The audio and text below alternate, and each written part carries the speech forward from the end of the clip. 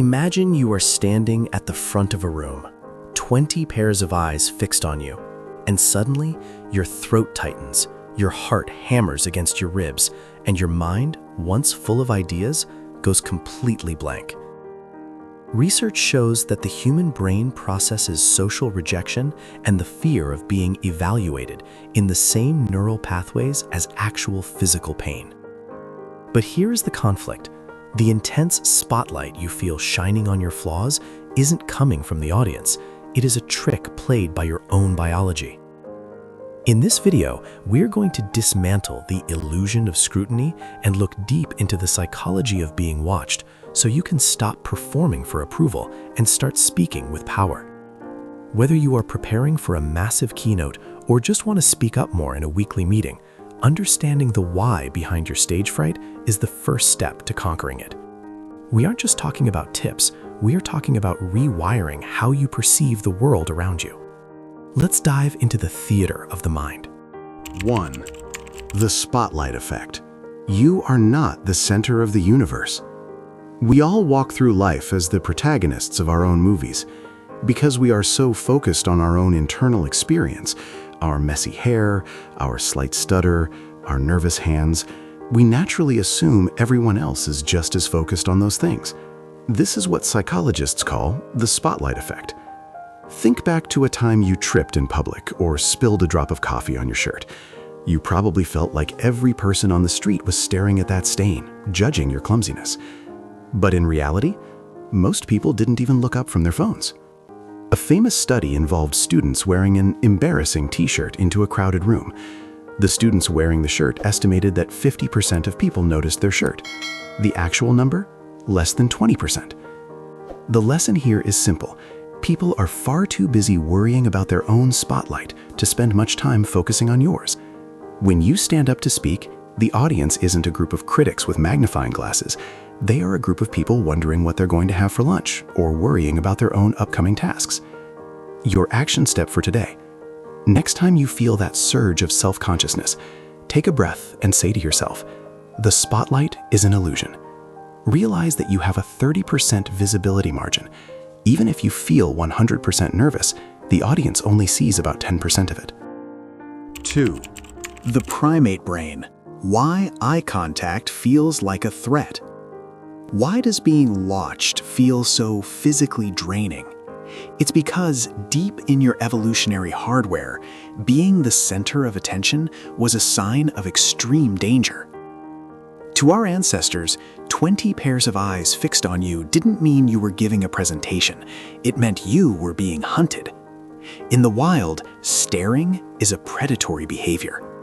When you feel watched, your amygdala, the brain's alarm system, screams predator and triggers the fight or flight response. Your body dumps adrenaline into your system, your pupils dilate, and your blood flows away from your brain and toward your muscles. This is why you forget your words. Your brain thinks it doesn't need vocabulary right now. It needs speed to run away from the tigers in the front row. Think of a deer caught in headlights. It isn't stupid. Its nervous system is simply overwhelmed by the gaze. You are experiencing a biological relic of the past. But you are not a deer, and your audience isn't a pack of wolves. You can override this system by humanizing the gaze. Before you speak, find one friendly face in the room, just one. Make eye contact with them and realize they are just a person. By the way, if you're finding this breakdown of the mind helpful, hit that like button. It helps the algorithm show this to others who are struggling with the same invisible shackles. 3. The transparency illusion. Your secret is safe. One of the most paralyzing thoughts during public speaking is, everyone can see how terrified I am. This is known as the transparency illusion. We believe our internal states are transparent to others. You feel the fire in your cheeks. You feel the tremor in your voice. You feel the sweat on your palms. Because these sensations are so loud to you, you assume they are visible to them. I once mentored a brilliant engineer who was terrified of presenting his research. He told me, "I can't do it. My hands shake too much." I recorded him speaking for 2 minutes. When we watched it back, he was shocked. "Where is the shaking?" he asked. It was there, but it was so subtle that unless you were looking for it with a microscope, it was invisible. The lesson is that your internal volume is turned up to 10, but the audience is hearing it at a 1. They see your composure, they don't see your heartbeat. Practice this, the physical labeling technique. When you feel your heart racing, don't say, "I am nervous." Say, "My body is preparing energy." Label the sensation as a physical fact, not a psychological weakness. It's not anxiety, it's fuel. 4. Perceived evaluation, the projection of the inner critic. When we stand in front of a group, we don't actually see the audience. We see a mirror. Psychology tells us that we project our own self-judgment onto the faces of others. If you believe you are boring, you will interpret a person yawning in the back as proof that you are boring. In reality, that person might have stayed up all night with a newborn baby. If you think you are unprepared, a person checking their watch becomes a sign of their impatience with you, rather than them just checking the time for their next meeting. We create a perceived evaluation that is almost always more cruel than the actual evaluation. Stop trying to read minds. You are a terrible mind reader. Most people in an audience are actually rooting for you. Why? Because watching someone fail is uncomfortable. They want you to be good so they can have a good experience.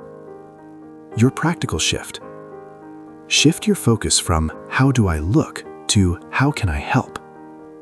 When you focus on the value you are providing to the listeners, your ego, the part of you that feels judged, has to take a back seat. You aren't there to be judged. You are there to deliver a gift. 5. From performance to contribution, breaking the scrutiny. The final psychological hurdle is the performance trap. We think of public speaking as a test we have to pass. When we are being watched, we feel like we are on trial. But the most effective speakers in history don't perform, they contribute. Think of a mother warning her child about a hot stove. She isn't worried about her hand gestures. She isn't worried about the spotlight effect. She is purely focused on the message and the safety of the listener. Herself disappears because her purpose is so large. The secret to ending the fear of being watched is to become so obsessed with your message that you forget you have a self to be judged. Next time you speak, whether it's to one person or 1,000, ask yourself, what is the one thing I want them to walk away with that will make their life better? Hold on to that question like an anchor in a storm. If you can move from "look at me" to "look at this idea," the psychology of being watched loses its power over you. The eyes on you become energy, not heat. Conclusion. The fear you feel when eyes are on you is not a sign of weakness. It is a sign that you are human, wired with a brain that wants to protect you. But that brain is using an outdated map. The spotlight is mostly in your head. The judgment is often your own voice projected outward. And the danger is just a biological ghost. You have something to say that the world needs to hear. Don't let the illusion of scrutiny keep your voice locked inside. You are not being hunted. You are being heard. Take a breath, step into the light, and remember, they aren't looking at your flaws. They are looking for your message. Go give it to them.